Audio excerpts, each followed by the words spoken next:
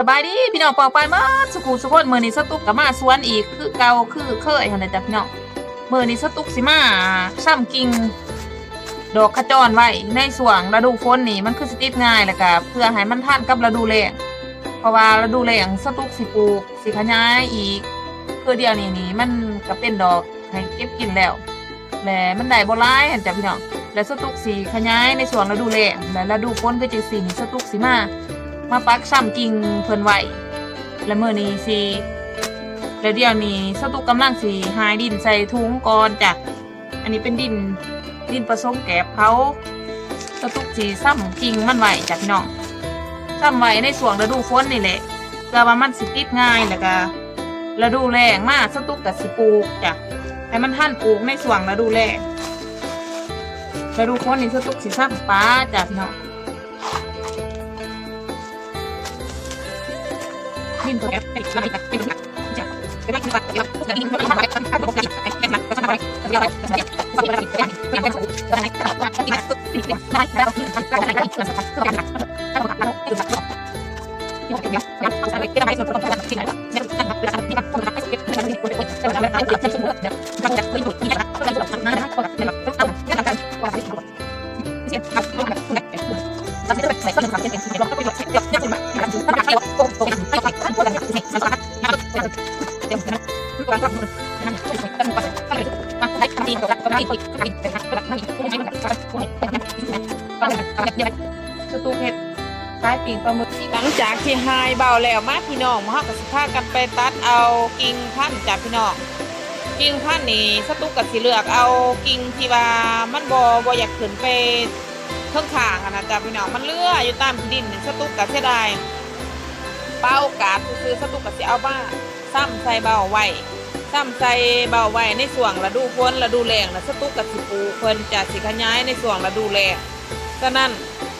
กิ่งซุ่มนี่นะถ้าสตุกบ่เอาไปน้ำใส่มันก็เลื่อที่ดินไปซื้อจ้ะพี่น้อง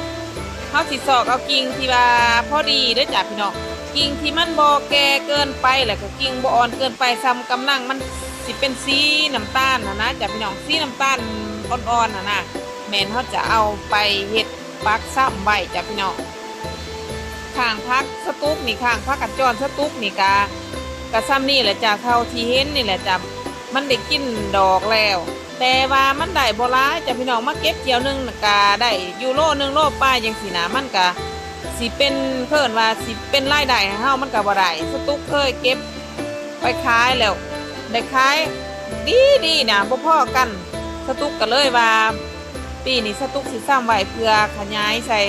เพื่อสีปลูกใส่ตุกแหล่จ้ะพี่น้องเพื่อให้มันได้เก็บดอกหลายๆนะจ้ะพี่น้องเอ้ยซ้ำนี่หันพอแต่เฮาได้เก็บกิน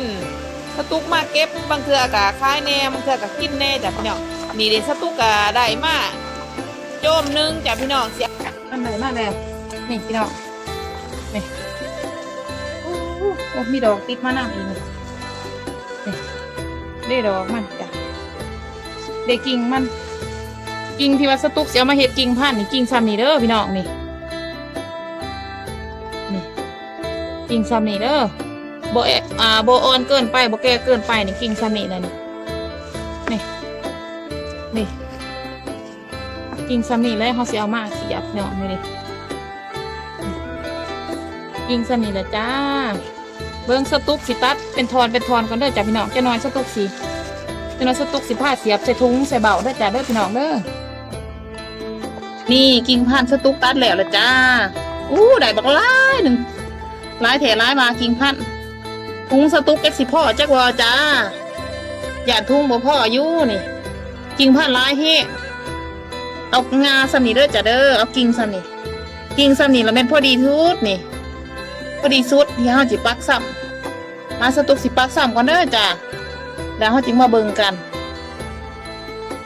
กิ่งพันธุ์ผักกาดจรสตุกซ้ำแล้วจ้าได้ประมาณเบิ่งเด้อ18 19 20 22 24 26ได้ประมาณ26เบี้ยจ้าสตุกปักซ้ำแล้วนะจ้ากิ่งพันธุ์ผักกาดจรจ้าหลีสตุกยังบ่หลายก็เลยลวดลาดตัดตอนจ้าพี่น้องลวดลาดตัดตอนมาให้เบิ่งตอนสตุกปักซ้ำสำเร็จแล้วเรียบร้อย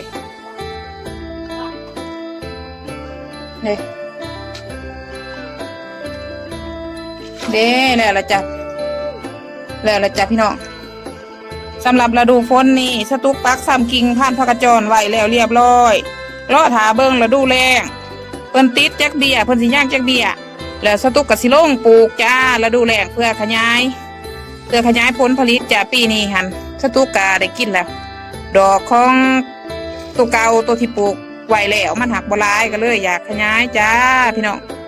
ตัวนั้นสตุกซื้อเข้ามาเด้ตัวเก่าหั่นตัวได้กินดอกแล้วแม่นซื้อเข้ามาตัวนี้แม่นสตุกขยายพันธุ์เองจ้าเอาจากกิ่งพันธุ์ของเอาเองตัวที่ว่าคืออันที่มันแก่แล้วสตุกก็ตัดแบบคืออันที่มันแก่แล้วสตุกก็ตัดลงมาปักซ้ำจ้าบางทุงสตุกก็ใส่2กิ่งบางทุงก็ใส่3กิ่งจ้าพี่น้อง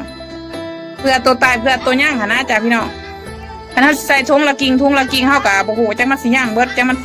มันสิรอดจักมันสิตายสนั่นสตุกก็เลยใส่3กิ่งจ้าบางทุงก็3กิ่งบางทุงก็2กิ่งจ้าเพื่อตายเพื่อย่างสลับซับปนเปกันไปจ้าพี่น้องเอาสตุกฝากคลิปนี้ไว้ซ้ำนี้ละจ้าเป็นประโยชน์พี่น้องผู้ใดอยากลองเฮ็ดลองปักซ้ำกะลองเอาวิธีของสตุกไปเฮ็ดเบิ่งเด้อจ้าเด้อพี่น้องสตุกเฮ็ดแล้วเที่ยวที่1มันหลอดเด้อจ้ามันผ่านมันยืดเด้อจ้าปักซ้ำแบบนี้ละจ้าสตุกเฮ็ดแล้วเที่ยวที่1มันยืดมันหลอดเด้อจ้าเด้อพี่น้องผู้ใด